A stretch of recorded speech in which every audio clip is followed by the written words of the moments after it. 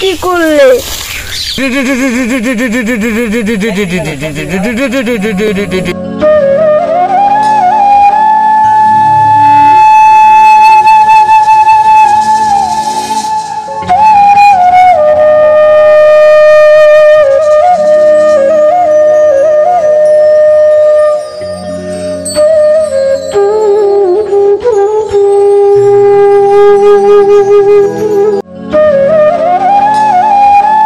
ওরা পালাচ্ছে, সব পালাচ্ছে। ধর ওদের ধরে ধরে কবর দে, কবর দে, কবর দে।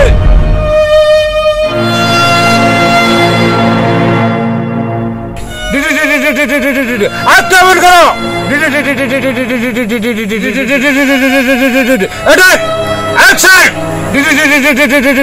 আক্রমণ করো।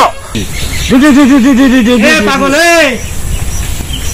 পাগল, যুদ্ধ কি শেষ হলো?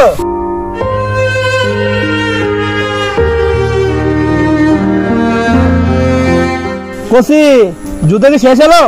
বাড়ি যাওয়া লাগবে না?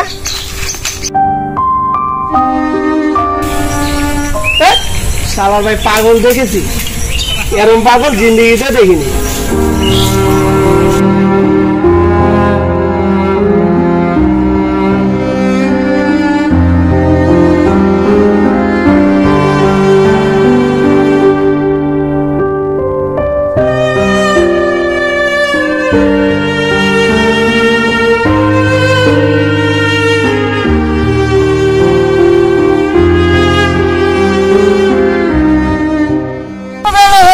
আজকে মনে হয় খাওয়ায় স্কুলে যেতে পারবো না।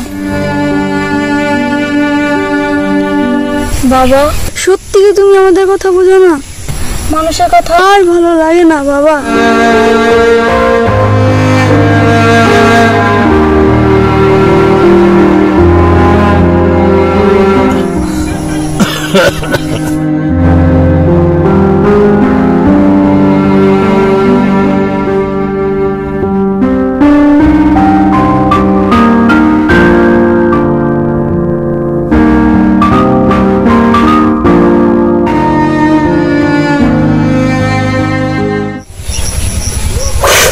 বাবা, এটা কি করলে?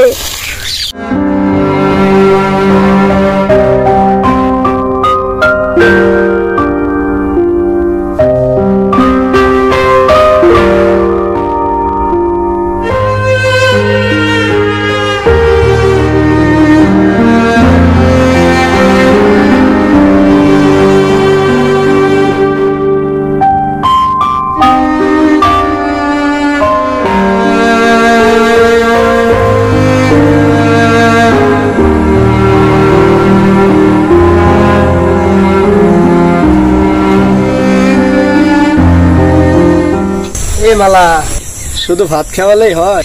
মানে বলছি তোমার পাগল বাবার ঘুমানোর জন্য খাতা বালিশ কোথায়? দেখেন, এর আগে বলেছি আমার বাবাকে পাগল না বলতে, আর তার জন্য বাস খেতে দিয়ে সে তো সব নইতে ফেলে দে। এখন আমরা কি করবো? আমি তো ফেলি না।